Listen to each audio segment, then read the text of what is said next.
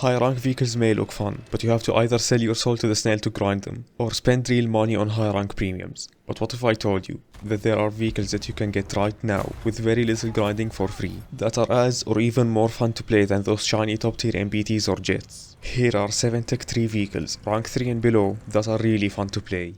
First up in no particular order is the M41M, a very mediocre chassis armed with tier for tier one of the best guns in the game. The Italian 90mm is insane. At 3.7 you can be sure that you'll penetrate basically anything without aiming for weak spots. It also has a huge load of explosive filler. Anything you penetrate is almost always going to be knocked out in one shot. And unlike other immensely powerful cannons at the tier, your reload speed is barely longer than average. But here's the catch, or catches. First of all, you have no armor, but that is to be expected for a glass cannon. And the turret seems to have been chopped in half in a table saw accident or something. It can only traverse 45 degrees to each side, so keep that in mind. Second, you're actually a bit slow compared to other tanks, but it doesn't really help that you have no armor. And last, you only get 8 shots, you have to make every shot count. But that's honestly part of the fun about this vehicle. You may want to play it a bit more aggressively near capture points, so that you can reload some shells if you run out. But once you get used to this vehicle, it's actually pretty effective and very fun to play. I totally rate this one. Up next is the Yak-9B, quite an nimble little fighter. You can make short work of basically anything in a dogfight. You only have a 50 cal and a 20mm cannon as your main armament, both with very limited ammo, so line up your shots carefully and only fire in short bursts. It should be enough to get you a few kills. But what makes this plane special is it has a bomb bay. You can carry up to 4 100kg bombs, which makes it a reasonably effective cast plane for mixed battles. As they are 100kg bombs, you need quite an accurate drop to destroy anything with armor. But since they're mounted in the center line of the plane, and the Yak-9B is very nimble, you can get really close before you drop your bomb, and it will land close enough with some practice. And as you are a decent fighter, enemy aircraft contesting the airspace can be easily dealt with. Of course your bombs will hinder flight performance a bit, but since they are in a bomb bay it isn't that bad. I could probably ramble about this plane for 10 minutes, but I'll stop here. It's a very fun plane in ground RB, and if you get good enough at dropping bombs you can get up to 4 kills per spawn. I really like this aircraft. Next up is the PVK-V2, another glass cannon. It's based on a light tank, so it isn't as slow as the M41M, but it still isn't fast enough to rush early game positions with. But it's here for the cannon it has, a long barrel 75mm with excellent penetration and good explosive filler. The cannon is just so good you can really aim anywhere and it's basically a guaranteed kill. The reload is quite long though, at just over 12 seconds, so make sure you don't miss or it might be game over. This vehicle excels at sniping for a couple of reasons. The gun sight has comically large zoom, maybe even too much at times.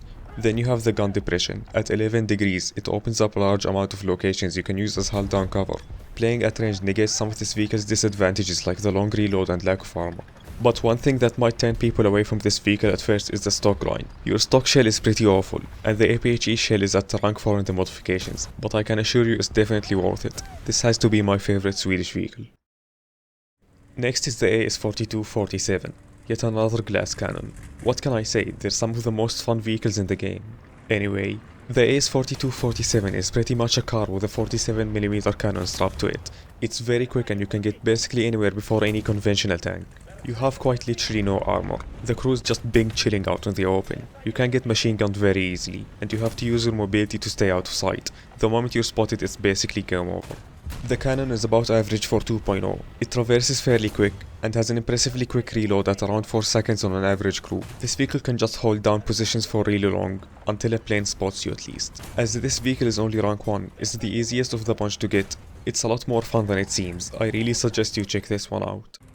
This is and for its battle rating, it is a remarkably good vehicle, and that's for 2 reasons: its firepower as well as its mobility. The 20mm fast-firing autocannon on top of this vehicle is genuinely quite amazing for its battle rating of 2.0. The stock shell is a little bit iffy, but as soon as you unlock the HVAP belt, this thing can tear through basically anything at its own battle rating, making it deceptively potent. But the main thing that makes this vehicle very fun is the fact that it is quite quite literally a car. Sure, it might have less horsepower than your average minivan, and it does weigh about the same as your mum, but despite that, this thing is still remarkably zippy for its battle rating. Not only is it relatively fast, but it also has access to four-wheel steering, which means that even at slower speeds, this thing is remarkably agile, which is something that is usually not the case when talking about wheeled vehicles. And thus, whilst using this vehicle, you can freely zip around the battlefield at obscene speeds, whilst simultaneously machine gunning anybody you run into with your 20mm gun. And if you ask me, that basically never gets old. One tip I'd like to give you if you're planning on trying out this vehicle for yourself is to make sure that you always empty your magazine after killing an enemy. Sometimes you might be left with 1 or 2 rounds in your magazine, and that will mean that you'll have to reload after shooting those 2 shells when you run into your next opponent. And given the fact that the reload on this vehicle is almost 6 seconds, I think you can probably understand why that's something you want to try to avoid. Up next, another Soviet plane, the IL-2-37, the legendary flying tank. And man, this one really is a flying tank.